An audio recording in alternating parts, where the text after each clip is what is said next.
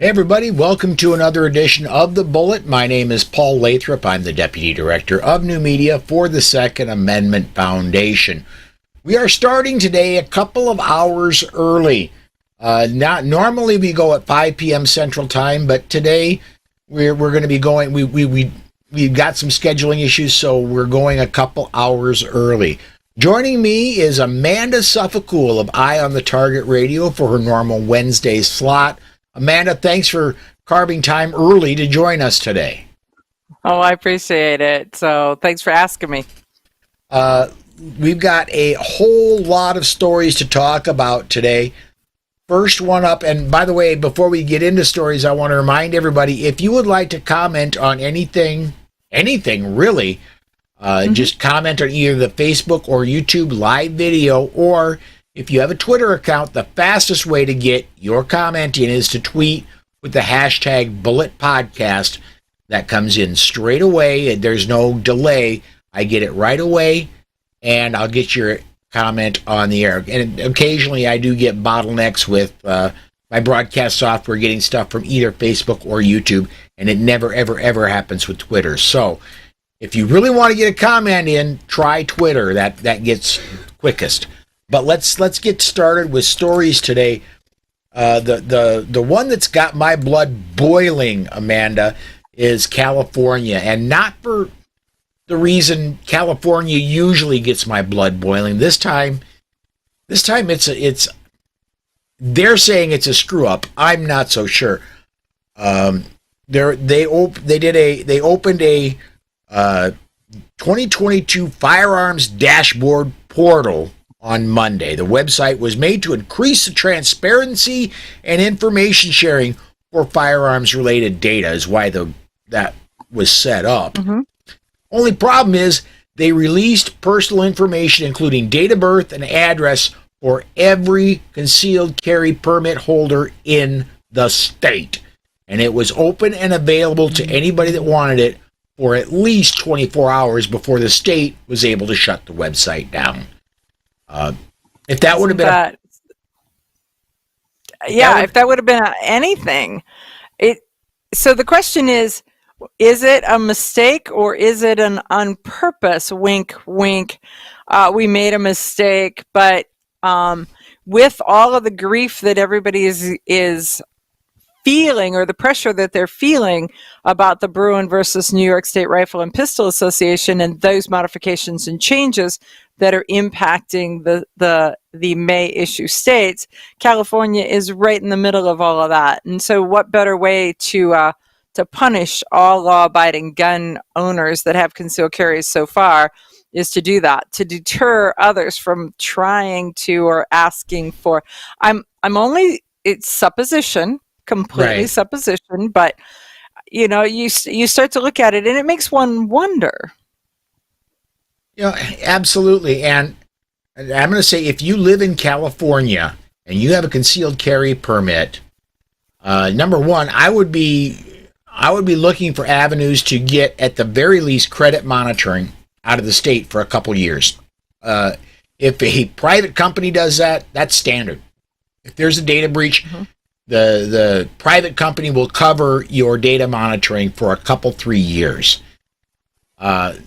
Sometimes there's monetary. I would be pushing for that with the state of California too, if I had a California concealed carry permit.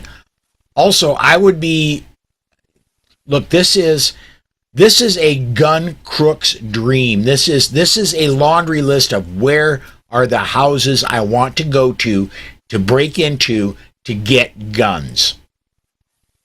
There is that. The other piece of it is using a situation that happened in Ohio. Let's roll a scenario. And that scenario was that in Ohio, when we passed our concealed carry licenses, they published the name and the city of every concealed carry holder in the newspaper, just lists and lists and lists of names. And so in one small city that was in a suburb of Cleveland, there was a man with a very unique name who was a store owner. And what subsequently happened was that someone or someones came to his store with the intent to rob the store, and they walked in, immediately shot him dead, and then continued with the robbery. They were caught later, and when asked about this, they said that they had been planning the robbery prior to the name being published in the newspaper. But once the name was published in the newspaper, well, all that did was change the fact that they now knew he had a gun, and so they needed to stop him before he had an opportunity to stop them. So by publishing his name in the newspaper, by that type of a data breach, if you will, it caused that man's death, or contributed to it. Certainly. Excuse me. PMW Woods over on the YouTube side says that accident, wink, wink. Come on, man. I'm kind of with you, but I'm leaning very much. This is not a tinfoil hat, as I said yesterday. This is not a tinfoil hat. Sure, it isn't. But I'm kind of leaning towards that. This was kind of a design, not a bug. A feature. Yes. Yeah, it's a feature, an advantageous feature that we can make look innocent. Yeah. Exactly.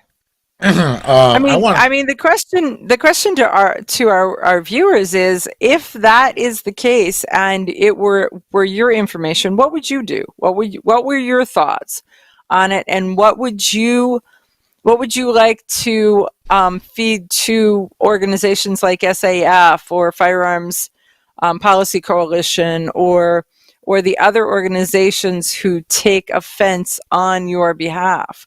What would you want them to know and to do? Yeah. And let me get a couple more comments in here.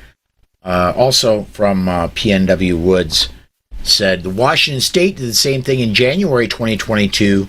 650,000 driver's license. The state said basically it's just too bad. Oh. Yeah. Yep. And Michael says consequences. I don't believe so. He doesn't think that there's going to be any for California. Yeah, if the state of California decides the consequences, you're absolutely right. There will be none. Fortunately, we have a federal court system.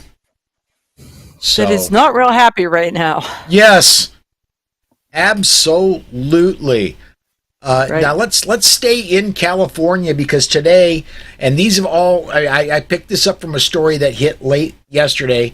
The votes on all of these have already happened in the state legislature. Everything was scheduled to happen this morning, but there are 5 bills I want to talk about real quickly that are in the California legislature. They're talking about. First is SB 505. Makes a person who owns a firearm strictly civilly liable for each incident of property damage, bodily injury, or death resulting from use of the firearm. Additionally, legislation requires a firearm owner to obtain and continuously maintain insurance, as well as keep the evidence of this coverage with the firearm at all times. I'm just gonna. Go ahead. Well, I have a comment about insurance on.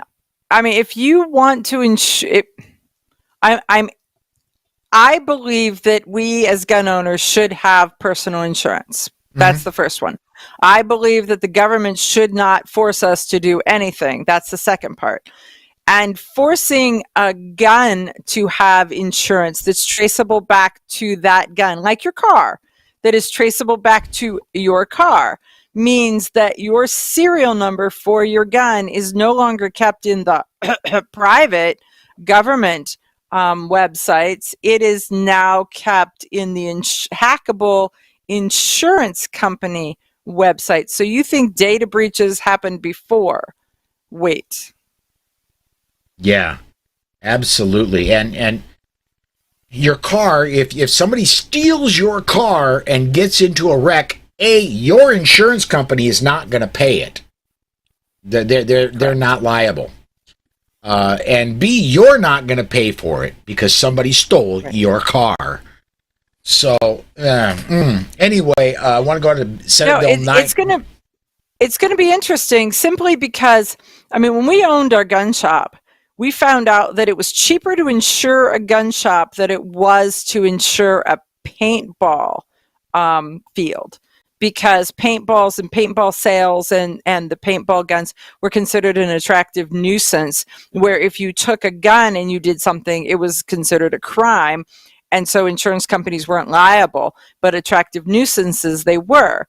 So this will be interesting if they're trying to force insurance on a gun, and if the gun is taken or stolen, that insurance doesn't travel with the gun to the next person and whatever, because that was in the commission of a crime. Right. So what they think that they're accomplishing, I don't believe they're accomplishing. Right. Senate Bill 918 will be amended to defy the recent Supreme Court ruling placing significant reforms to California's existing concealed carry laws. The amendments are expected to greatly reduce places where people can lawfully carry, as well as create additional costs and barriers to obtaining a permit. They added this: at the time of this posting, the amendments were not publicly available. In other words, we gotta pass it so you can see what's in it. That's exactly what that is. It's got this bill, and we're fast tracking it, and we're just going to keep dumping crap in it as it moves along, is what they're saying. Yeah.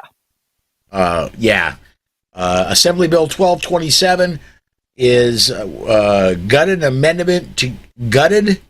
amended to contain language from Assembly Bill 1223. It places an excise tax of 10% of the sales price of a handgun, 11% excise tax on the sales price of all long guns, rifles, firearm precursor parts, and ammunition.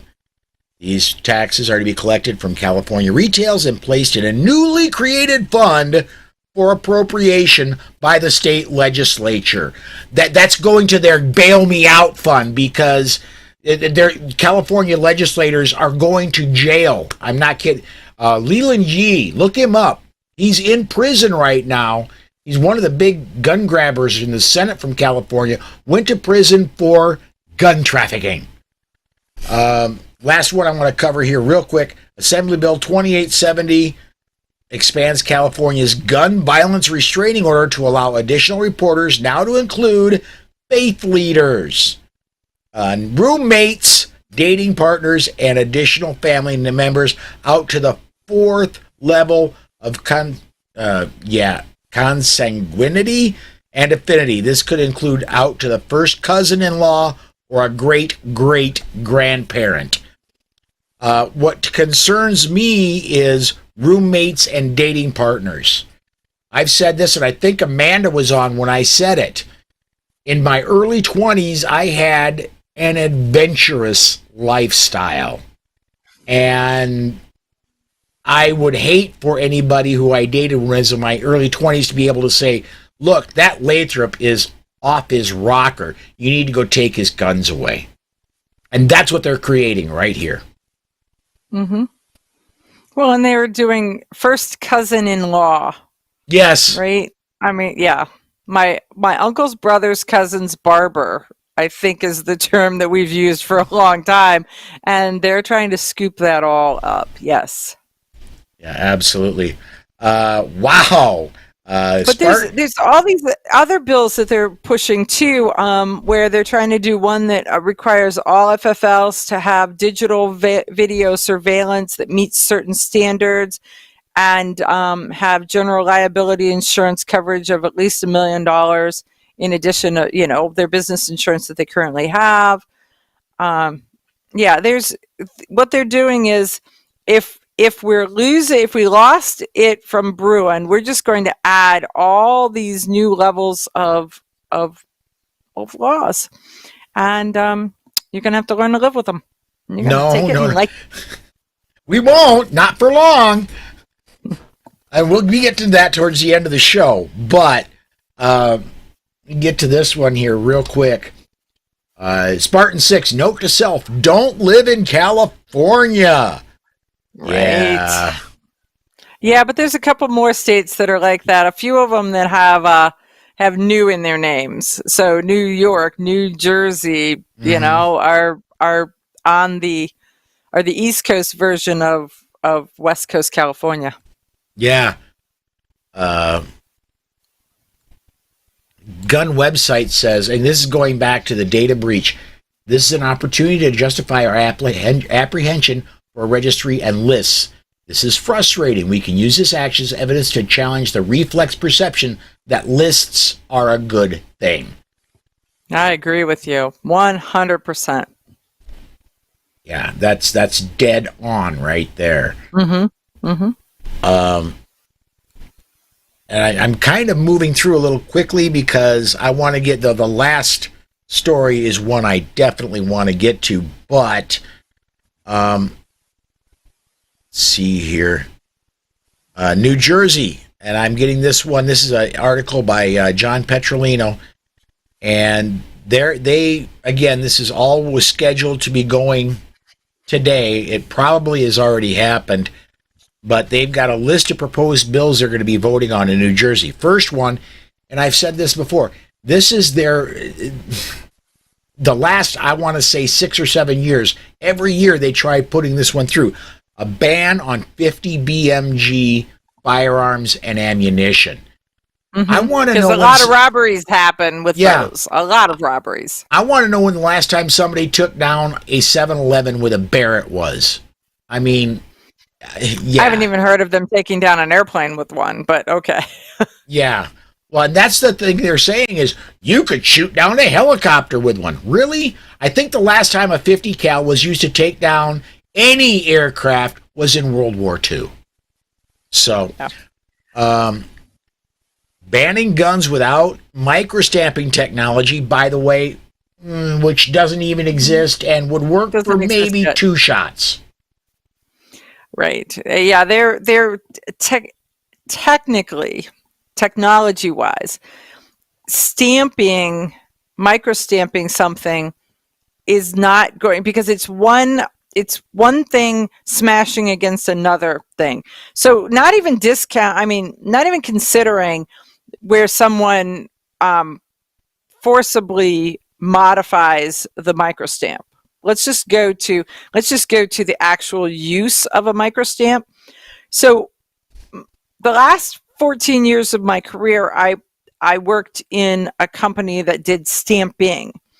And so one of the things that they did was serialization, stamps, part numbers, and it was a constant struggle to keep the numbers legible. And those were numbers that were a 1/4 inch tall. We're not talking, we're not talking tiny little numbers. We're talking 1/4 inch tall, right? So if you were using that stamp on a bullet, you'd get one number, as opposed to where they want a unique identifier on each one. So however many numbers that they think. So until technology changes and you get a tiny little laser built into your gun that lasers on the number while the trigger is pressing, the technology does not sustain the concept that they truly believe is going to save their sorry little butkus.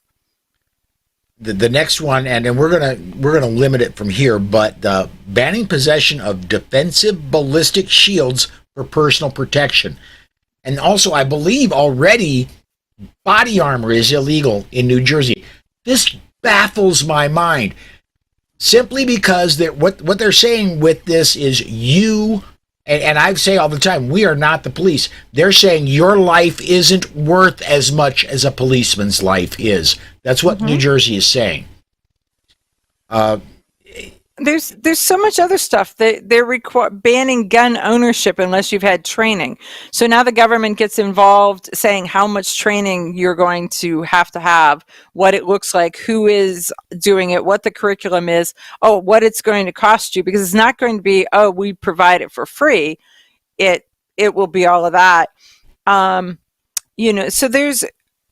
they want to. Heller was decided in 2008 that allowed Second Amendment rights inside the home. Yes. So they have a bill, A2215, that goes against Heller, killing 2A rights inside the home. So they're going to push back against Heller.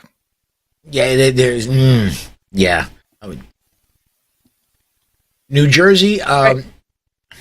how do I put this? Again, they'll go through, but not for long. And you know what? I'm gonna get a couple comments and then I'm gonna jump to the last story and Okay. we'll come back because y'all are gonna love this, Lori, this last one. Um, oh, three comments, not two, but let me get to the first of them. Okay. Mike White, good afternoon. Damn, I'm late. Mike, you're not late. We're early. We're early. Uh, Sorry. Pete over at Gun Website says blockchain projectiles, each one's unique. You know, Pete, not a horrible idea, except for it's going to cost a mint it's going to cost a lot more for the projectiles. And so let's not give them any ideas. And the Bizarro Tom Knighton is checking in. Charlie Cook, what's Laura Carno's book? The government ruins nearly everything. Everything. Exactly. I need to get back in touch with her. She is. I used when we were. She's busy right now because Yeah. everybody's asking questions about faster in all of their states because of this bill that says that they're going to give money to schools for not that they've done the math, but when they say that they're going to give money to hardened schools, I think that it was $30 million. Maybe it was 300 million over 5 years. Maybe 300 million. But even then, $300 million over 5 years in 50 states, when you start to back that out, how much money is it really? It's like, here's $1 and a sucker, see you later. Right? Yeah. I mean, there's not, sorry kid, here's your trick or treat bag, because there's not enough. But there's a lot of people reaching out to Laura to ask her about Faster Colorado. Yeah, back when we were just an itty bitty tiny little witty bitty podcast, I used to have Laura on a lot. She is an amazingly smart woman, incredibly articulate, and I would love to have her come back on again. Just here about a year and a half ago, I had a by chance run in with her. Me as a new employee for SAF, I'd been working for SAF for about 3 months at the time. I wanted, and I was a brand new journalist working for Dave Workman. I wanted to, hone my chops, and there was this young lady, Lauren Boebert, that just got elected in Colorado.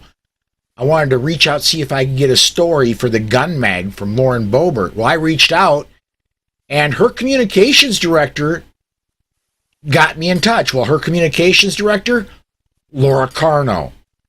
And so, yeah, I was like, wow, small world, and boy, it's good to know some good people. Anyway, let me, and by the way, Laura Carno was her communications director for the campaign. Once she took office, Laura stepped off to do other things. I want to get to this. The SAF released this was going to be the last story. We're moving it up because it ties into so much of what we've been talking about. SAF released a press release about an hour ago. This one, of course, Bellevue, Washington, our home offices, based on the ruling by the U.S. Supreme Court striking down New York State's unconstitutional good cause requirement for concealed carry permit applicants, the Second Amendment Foundation today filed a preliminary injunction motion seeking to enjoin the City of New York from further enforcement of its long-standing permit regulations. Joining SAF in this legal actions are Firearms Policy Coalition and 5 private citizens. I'm going to skip down a little bit. In light of the Supreme Court's ruling that New York State's good cause mandate is unconstitutional, we felt compelled to file this action because the city's proper cause requirement is just as bad, if not worse, said SAF founder and Executive Vice President Alan Gottlieb. 2 of our plaintiffs previously held carry license in New York City for decades, but in 2020, both were denied renewal on the grounds they lacked proper cause. This is where I'm going with this. SAF did not win this, and Alan saying, great, we won, I'm going to call it a career. That's absolutely not the case. We are still charging forward. For those of you in California, for those of you in New Jersey, for those of you in New York, we're not giving up. And we're going to keep fighting these things as they come up. That's why I would really strongly encourage you to go to SAF, become a member if you're not. It's $150 for a lifetime membership. And the more members we have, the more money we have, to be very honest with you, the more ability we have to fight these infringements. Holy cow. And I just checked, man, I think we hit a thread. We hit a nerve here. Okay, roll them on, big wheel. All right, here we go. Going back to the body armor. Mike says they want the police to be able to kill you after they take your guns. That's why they don't want you to have body armor. And the body armor, there's no way you can hurt a police officer with body armor. You can't hurt anybody with body armor. The only thing body armor does is protect the person wearing it. And going over. Well, they're going after it because of the Buffalo shooter. Yeah, well, they are, and so everything that they can pick up a piece of and say, well, they did this, so we're going to make it illegal for everybody. I remember this is in the mid to late 90s. There was a bank robbery in Los Angeles. Two guys head to toe with homemade body armor. The body armor over the chest was off the rack, but they took used body armor and made stuff to cover their legs, their pelvic girdle. Basically, no matter where you shot them, you weren't going. If they were going to ban body armor, that would have been then. It took the LAPD. It took, I want to say it was 30 or 40 squad cars. They ended up going to a nearby gun store. Good luck getting a nearby gun store these days in Los Angeles. Right. Getting rifles to eventually take the guys down. And even then, it was the last one committed suicide when he was eventually hit with enough rifle armor enough rifle rounds that it started to hurt. You would think that going on 30 years ago, they would have banned body armor if they were going to do that. Nope. Yeah. Anyway. Right. Let's see here. So this is Gun Websites talking, I think, about the bill that they just passed through the House that the president signed on Saturday. And he's saying that he believes that 10 states will get the money that they've said that they're setting aside. Yeah. Not all, but I'm not clear on that because I think that there's so much stuff that has to be decided after the fact. But he could be right. And PNW Woods quick math, 300 million divided by 90,000 number of schools in the U.S. is 3,330. Yeah, $3,300 per school. Yeah, big whoop. What's that going to do? Really? Yeah. And that's over 5 years. You could buy, if you have a school resource officer, it could buy them body armor. No, but it's over 5 years, which means that they get about $750 a year per school. Yeah. We get to buy them lunch. Yeah. Yeah, and gun websites, each school should expect nothing. Read the bill. Only the first 10 states will get a dime of it. And I'm guessing those states are going to be states with that are somewhat blue and rather heavy in the administration area. I'm thinking 99.99, a stupid number of nines is going to be eaten up in administration. Oh yeah, I agree. So I'd be interested in where in the bill specifically, if somebody's got kind of where it is to to send in to us or post on the site. Then we can go back and look at it, because I have to say I looked at it with disgust and not with tons and tons of researchy interest. Yeah. Last story, because big shock. It's going to be another long episode. It's going to be a magnum size episode, according to Charlie Cook. We're at the bottom of the hour. We're going to go a little bit long, but last story for today. This is off of NewJerseyNews12.com. State police, more than 200,000 expected to apply for concealed carry permit in New Jersey. I did a little, very brief research when I pulled this one up. A little bit of math. Yeah, and a little bit of math. Right now, New Jersey, well, as of the 2020 census, New Jersey has 7.8 million people over the age of 18. So Amanda and I, when we were talking about this one pre-show, I'm going to open my phone back up because I believe my calculator is still right up front. If New Jersey only goes 1 in 14, which is what Ohio is, and I think they may go higher than that, but even if New Jersey only goes to 1 in 14, we're still looking at 557,142.85 people are going to apply. So it's just picking out the 0.85 person and weeding him out. Weeding him out, exactly. Well, and so there's a number that a lot of people toss around that says 1 in 10 adults has a concealed carry license. Ohio, it's 1 in 14. So you look at those numbers between 1 in 10, 1 in 14.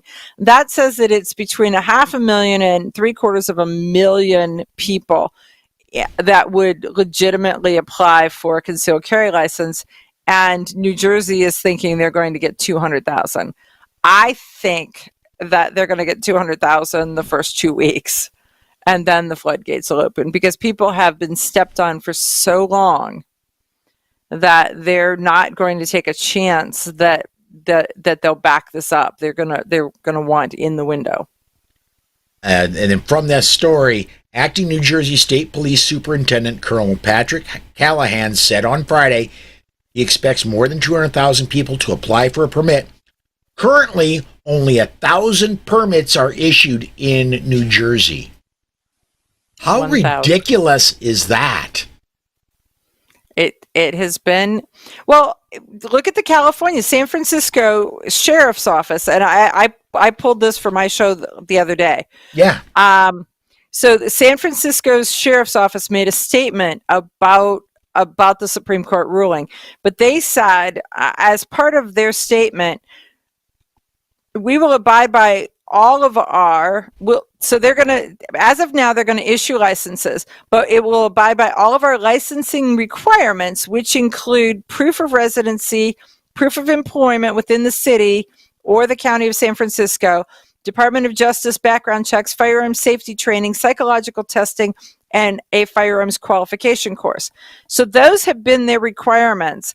The other statement that the sheriff said was that since January of 2020, he has not issued a single concealed carry permit because no one has met his stringent requirements. And so that is where, in 2.5 years, that's where San Francisco is. So 1,000 people in New Jersey, it's because try as they might, no one met the requirements, because as you met a bar, they raised the bar.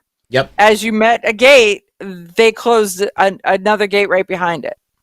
I talked about that the sheriff for San Francisco County. I talked about that last weekend on the Bullet on the Weekend edition as well.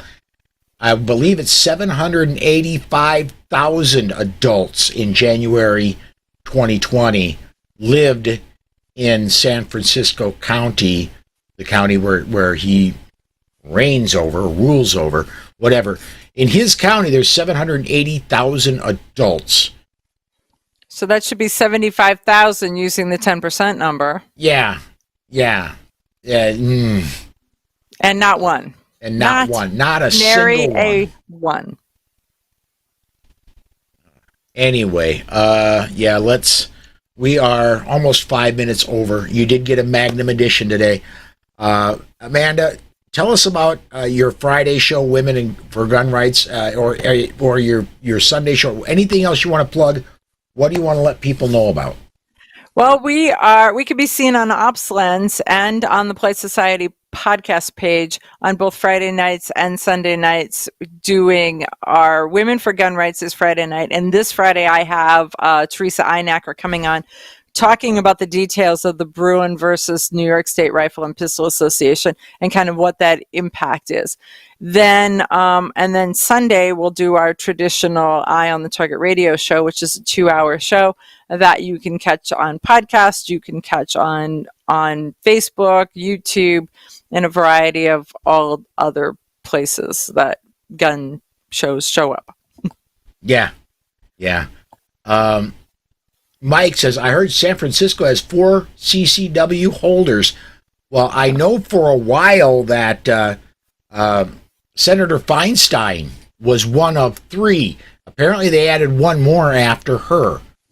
So, I don't know. I know for a long time she was one of 3 CCW holders in San Francisco County. That's about to change. Let's put it that way. All right. That's going to do it for us. Everybody, thank you for watching. And come join us again tomorrow and Friday, 5 p.m. Central Time. Thanks again.